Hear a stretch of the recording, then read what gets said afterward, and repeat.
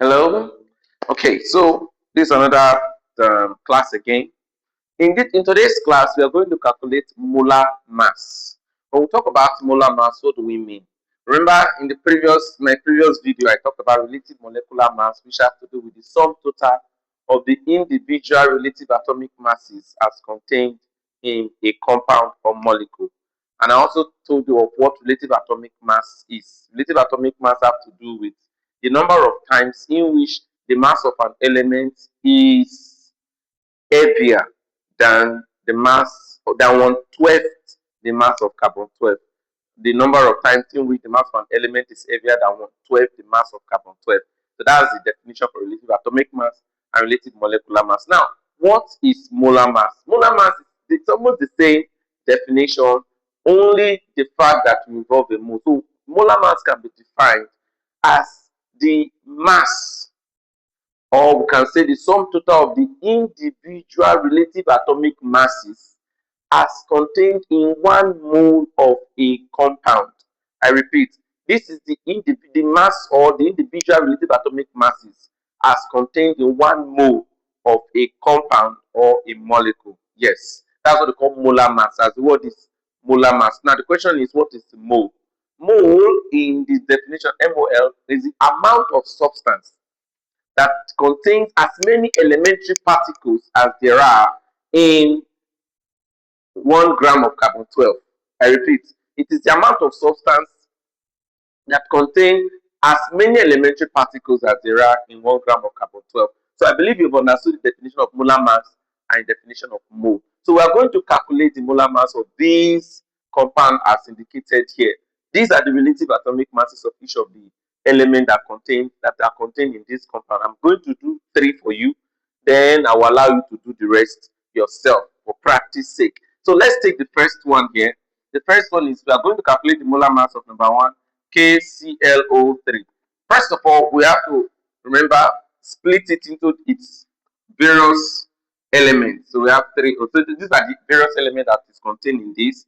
Now, K in this case, based on what we have here, is 39, plus Cl, which is chlorine, that's 35.5, plus oxygen, 3 times the relative atomic mass of oxygen. So you have, when you add this thing up, you are going to have 74.5 plus 48, of which, if you calculate this very well, you will have that will give you 2 take okay 0.5. Now there is a difference between molar mass and relative atomic masses. In relative atomic mass and relative molecular mass, there is a difference. The difference is in the unit. Molar mass is gram per mole.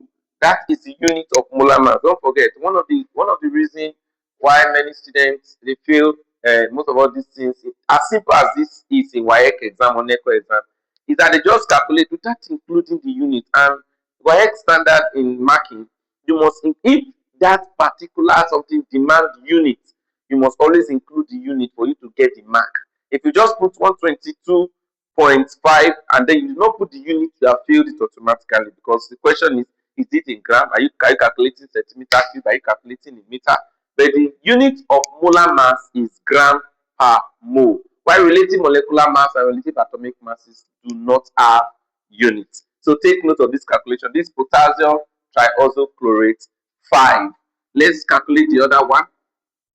So we have, let me pick anyone. Let's take this one, Na, that's number 2, NaHCO3. This will give you Na plus H plus C plus 3O. So if you calculate this one out, you have 23 plus 1 plus 12 plus 3 times 16. And what are we having here? We're going to have everything. Yet this plus this plus this, definitely you're going to have 4 plus 12 plus 48, which eventually you will have 36 plus 48, and then finally you are going to have 84 gram per mole. Please do not forget the units. Don't be too much in a hurry to get your answer to the point that you forget the unit. If not, you automatically fail that calculation. So this is the molar mass of this compound. And then let me get the other one with regards to Calculating any one of them, I can just make, let's take ethanoic acid, which is this one, CH3COOH. So to calculate this one, we have C plus 3H plus C again plus 2O.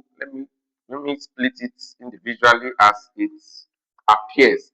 So you have 12 plus 3 times 1 plus 12 plus 16 plus 16 and plus 1. Calculating, you have 12 plus 3 plus everything here is going to give us 40, that's 32 plus 13, 45. Then when you add everything up here, you're going to have 60 gram per mole.